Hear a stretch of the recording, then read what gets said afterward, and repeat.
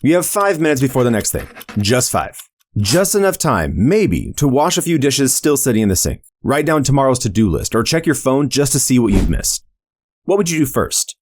If it were me, I'd probably just sit there. Not exactly working, not exactly resting, just caught in between. Too full to begin, too tense to relax. Not because I'm careless and not because I'm unmotivated, but because my mind, after switching back and forth all day between too many small things, has reached its limit. It's not that I don't want to act, it's that multitasking has drained my ability to focus, and now my brain doesn't know where to begin. Most of us aren't drowning in big problems, we're overwhelmed by the number of small things we have to manage all at once.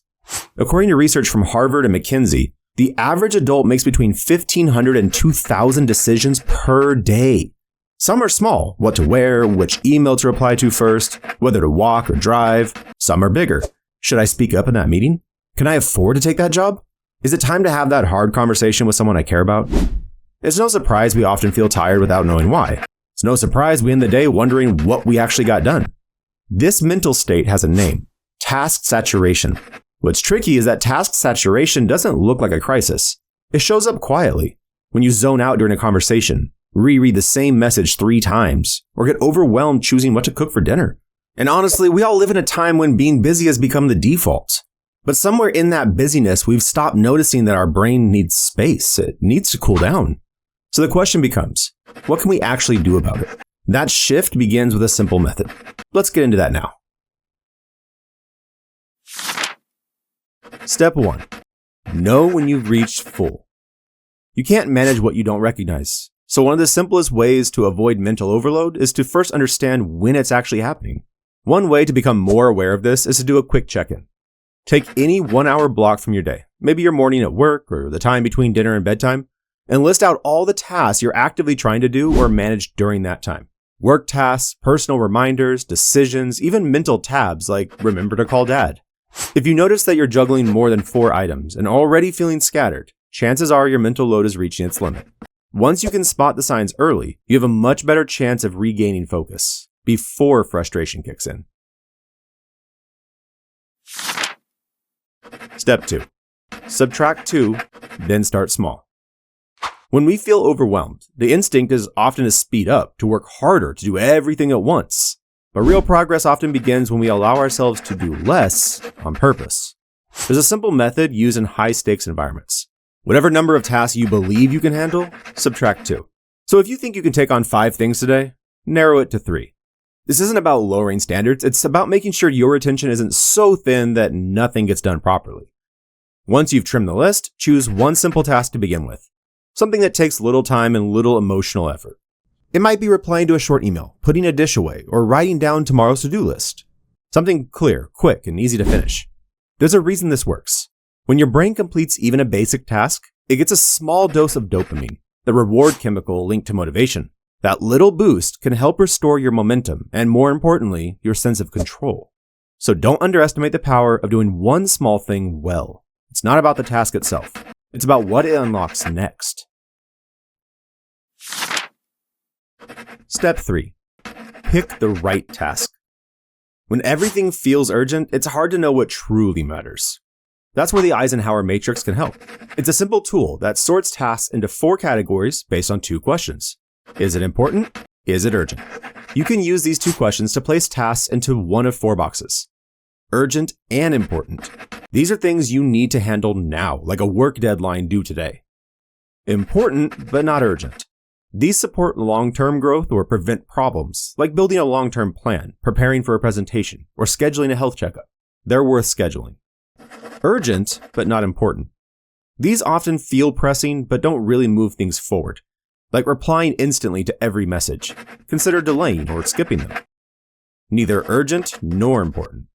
These are distractions, like endlessly scrolling on your phone. Let them go. Here's a simple example. Let's say you have these 5 things on your mind. A project report due by the end of the day. A load of laundry you've been meaning to do. A message from a friend asking to catch up. A growing list of groceries you need to restock. Checking your phone for news or scrolling out of habit. Now let's sort them. The project report is urgent and important. Do it now. The laundry is urgent, but not that important. It can be delayed for later in the day. The message from your friend is important, but not urgent. Reply when you have time. The groceries are important, but not urgent. Plan a time to shop. The endless scrolling, neither urgent nor important. Let it go. Just naming where each task belongs can reduce the internal pressure. Because instead of holding everything in your head, you give each item a place, and that brings clarity. Once you've organized your tasks using the Eisenhower Matrix, the next step is to choose one thing, the most urgent and important, and give it your full attention. That task deserves your best focus. After that, when your mind is clear and your main task is either complete or scheduled, then it's time to turn to the smaller items. And this is where the 2-minute rule can be useful. For the tasks that don't require deep focus but still take up mental space, like adding something to a shopping list or replying to a short message, just ask yourself, can I finish this in under 2 minutes? If the answer is yes, do it now. It clears small distractions and prevents them from piling up. If it takes longer, set a time to come back to it, or put it on a clear list you'll check later. These tools work well together. The Matrix helps you decide. The 2-minute rule helps you act. And when used regularly, they create a rhythm of focus that replaces that feeling of everything all at once with one thing right now. What makes the system powerful is how gentle it is. It doesn't ask for a massive change. It simply helps you take ownership of your focus again. Because most of the time, the real weight we're carrying isn't the task itself. It's the pressure of holding too many things in our head at the same time. So when the day feels noisy and unclear, start by noticing when your mind is full. Then lighten the list. Then start with one thing.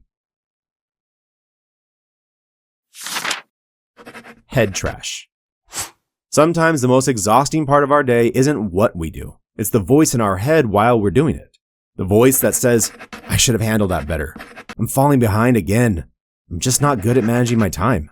These aren't facts. They're what psychologists call head trash. The stream of automatic negative thoughts that run in the background when we're under pressure.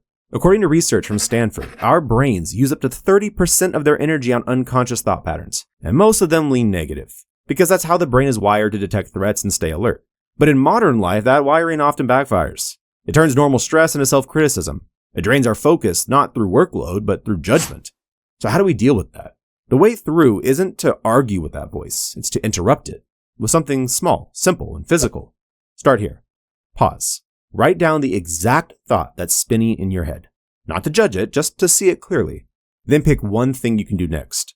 Something ordinary, like drinking a glass of water, tidying your desk, taking 3 slow breaths. Not because these things are big, but because they create movement. They signal to the brain, we're okay, we're doing something. And that's often all it takes to break the loop.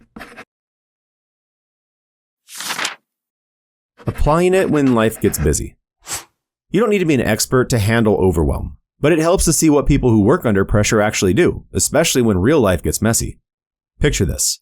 A big meeting is coming up, and you haven't had the time to prepare the way you wanted. Your laptop freezes just as you open the key file. A notification pops up reminding you of something you forgot yesterday. In the kitchen, dinner's half cooked. Your mind starts spinning, not because you're not capable, but because it's all happening at once. In that moment, the best thing isn't to push harder. It's to pause, stand up, breathe, drink some water, then choose one small physical action. Maybe you clear the desk, close a few open tabs, or simply write a single sentence on a piece of paper. What's the next thing I can do now? That single shift resets your brain. And now you can apply what we talked about earlier. Step 3. You ask yourself, what's urgent and important here? You realize the meeting is top priority and the frozen laptop is blocking it. So you restart the laptop or print out a backup. Dinner? It can wait. The task from yesterday? It's important, but not urgent. It goes in your task list, not something you need to stress about right now. Then comes the 2-minute rule. If there's a fast fix, do it now. If not, choose one thing and give it your full focus. The day hasn't changed, but your grip on it has. And sometimes that's all it takes. If something in this video resonated with you, I'd love to hear what small steps you'll try first. Feel free to leave a comment and share your own moment of reset. And if this video helped you, liking it, subscribing, or sharing it with somebody else who might need it, that's the kind of support that helps keep this space going. Thanks for being here. Truly.